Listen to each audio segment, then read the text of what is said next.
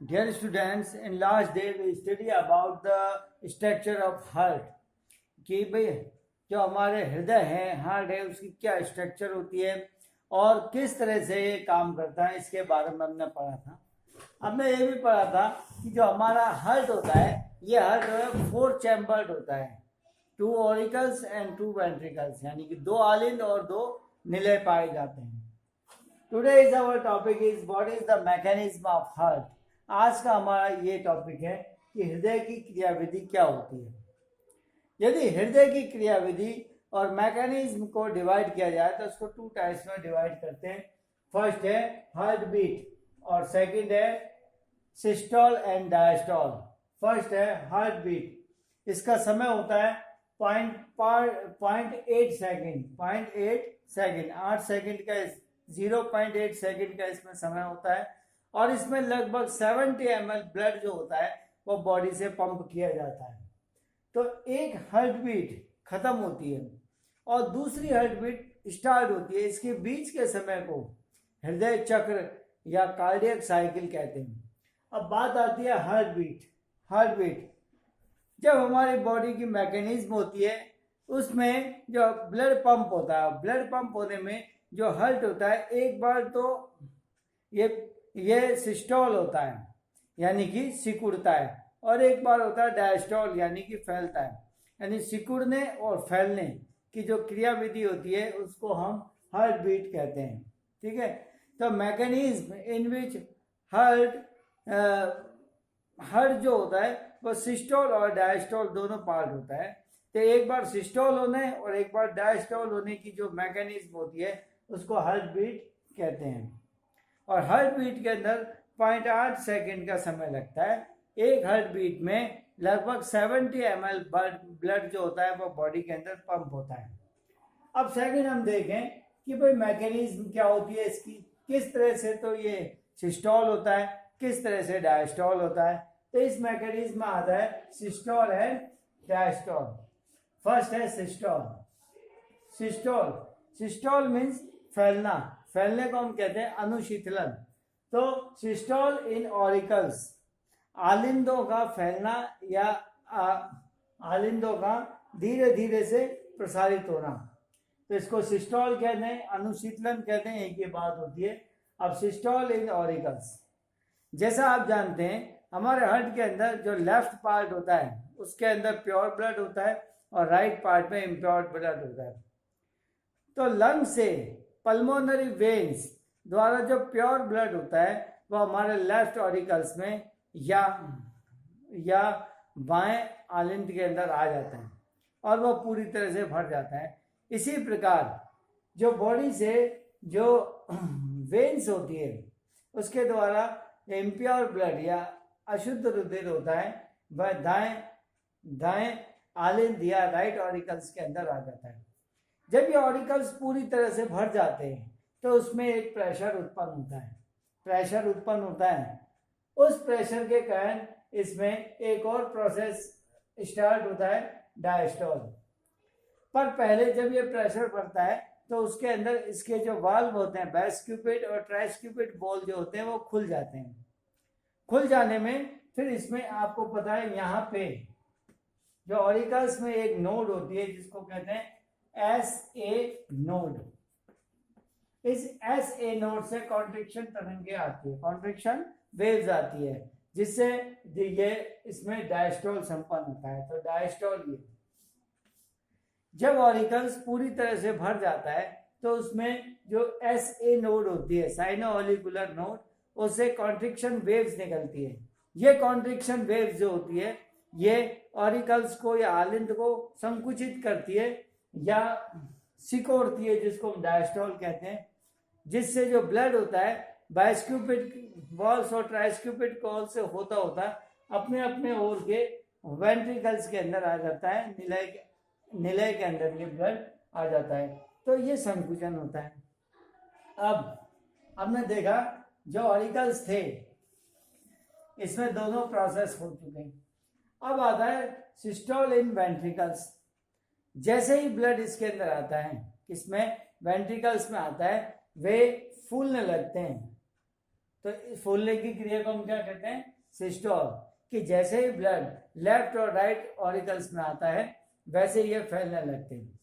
या यूं कहें कि बाइस्क्यूपिट वॉल से लेफ्ट ऑरिकल, ये लेफ्ट वेंट्रिकल्स में, और ट्राइस्क्यूपिट वॉल से जो होता है ये राइट वेंट्रिकल्स में आता है, ये पूरी तरह से खुल जाते हैं।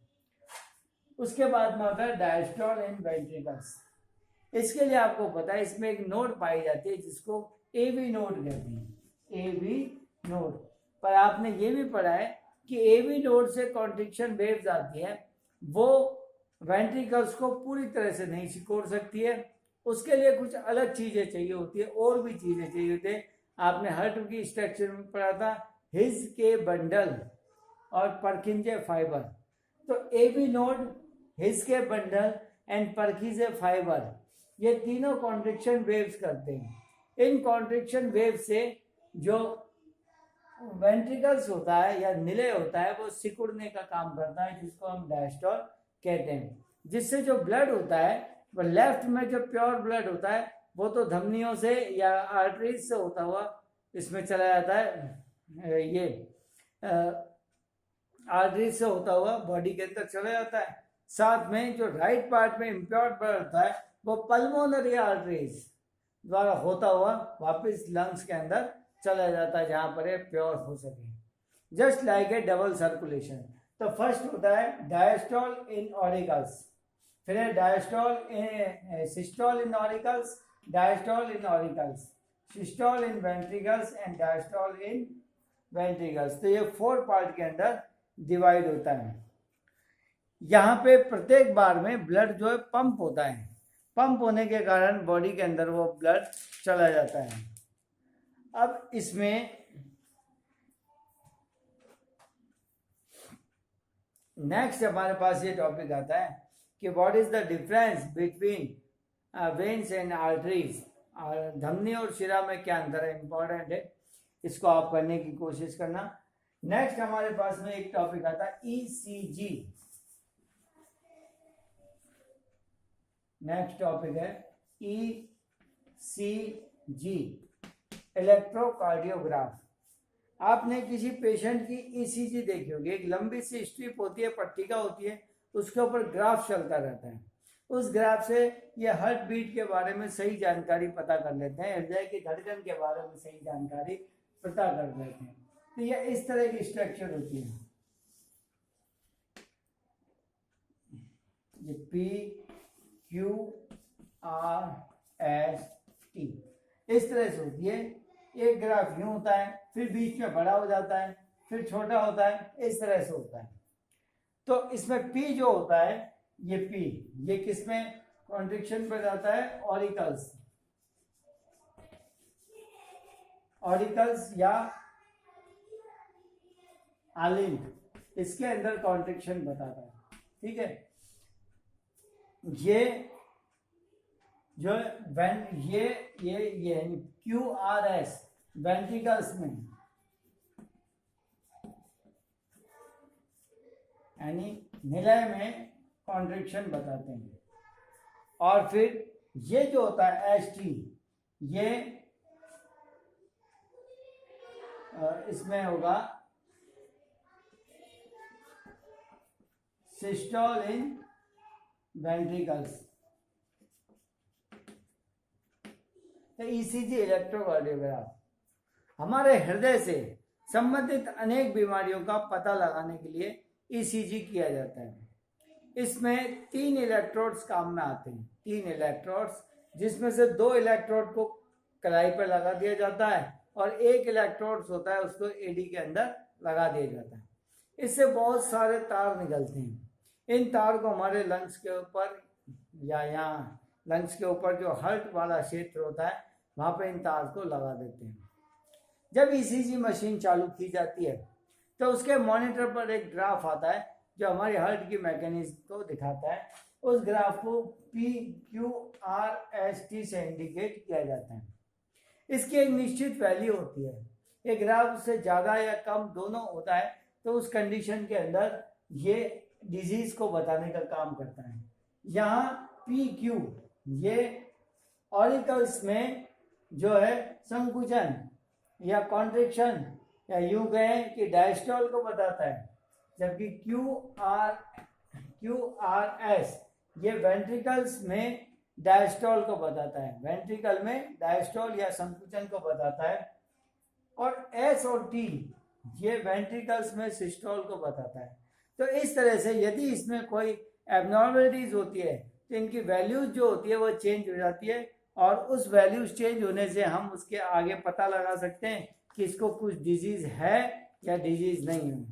नेक्स्ट हमारे पास जो होती है कुछ डिजीजेज हैं, हार्ट से रिलेटेड डिजीज हैं, हृदय से संबंधित रोग होता है।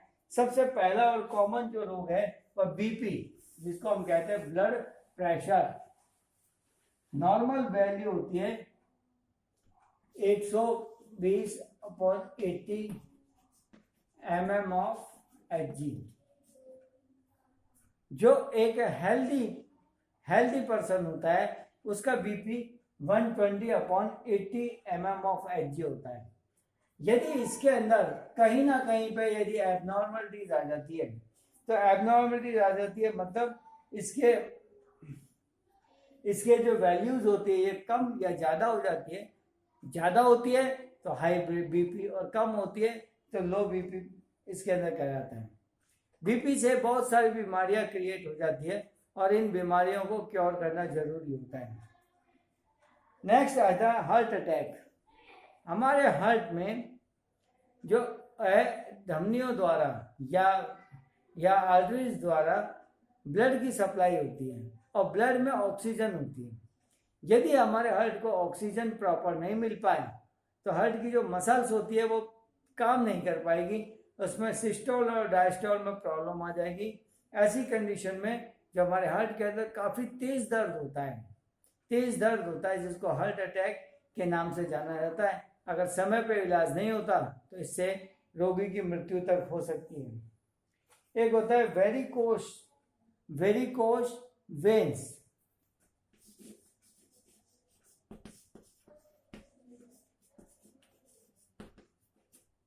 वेरिकोस वेन्स या वेरिकोस शिराएं। कुछ व्यक्ति ऐसे होते हैं जो लंबे समय तक खड़े रह करके महीनों तक काम करते हैं, मतलब महीनों तक लंबे समय तक खड़े रहते हैं। लंबे समय से मतलब 18 से 20 घंटे तक खड़े रहते हैं। जो फैक्ट्रीज में जो वर्कर काम करते हैं स्पेशली वो लंबे समय से खड़े होकर रहते हैं, तो उनकी जो पैरों की वेन्स होती है ये फूल जाती है और फूल करके टेढ़ी मेढ़ी हो जाती है। टेढ़ी मेढ़ी होने पर उनमें प्रॉब्लम आती है, वो सीधे खड़े भी नहीं रह पाते।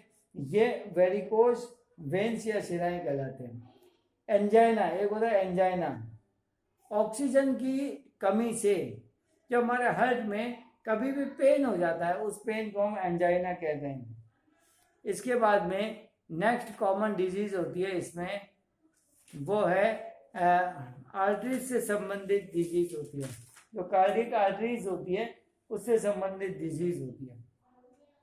उसमें क्या होता है देखिए आप, हमारी बॉडी में ब्लड सप्लाई होता है, सभी जानते हैं पंप करने का काम करता है हमारा हृदय या हार्ट, इसको पंप करने का काम करता है।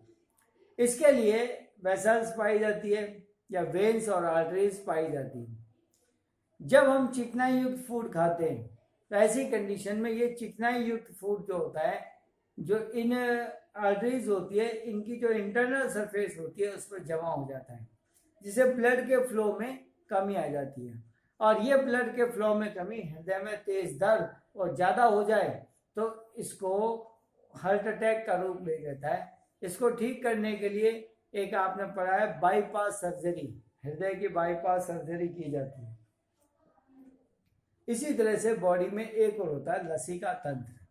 लसीका तंत्र जिसको कहते हैं लिम्फेटिक सिस्टम। हमारी बॉडी में लिम्फ ग्लैंड पाई जाती है जो लिम्फ का फॉर्मेशन करती है। लिम्फ ग्लैंड पाई जाती है जो किसका फॉर्मेशन करती है, लिम्फ का या लसीका का फॉर्मेशन करती है। तो इससे रिलेटेड जितने भी ऑर्गन्स होते हैं सारे के सारे मिलकर लिम्फेटिक सिस्टम का फॉर्मेशन करते हैं। इनमें लिम्फेटिक सेल्स पाई जाती है जो हमारे जैसे बी सेल्स और टी सेल्स, ये हमारे इम्यून सिस्टम बनाने का काम करती है। इसके अलावा ये वेसल्स होती है जो ब्लड के साथ साथ जुड़ी हुई होती है और ये बॉडी के अंदर सप्लाई होती है। ये जो हमारे टिश्यूज होते हैं उनके बीच में जो न्यूट्रिएंट सप्लाई करने का काम करती है, ऑक्सीजन को सप्लाई करने का काम करती है, डिफरेंट टाइप ऑफ हार्मोन्स को ले जाने का काम करती है। जो इंटेस्टाइन होती है, हमारी आंत होती है, इससे भोजन का अवशोषण हो सकता है। तो इस तरह से ये एक लिम्फेटिक सिस्टम काम करता है। तो students, it is very important for the exam and it is very important for the competition exam, so try to learn it carefully। जो ये होता है इसमें इम्पॉर्टेंट है, एग्जाम की दृष्टि से इम्पॉर्टेंट है, इसीलिए इसको ध्यान से पढ़ना होता है। क्योंकि हर जो है एक बॉडी का एक ऐसा पार्ट है जो सभी जगह काम में आता है।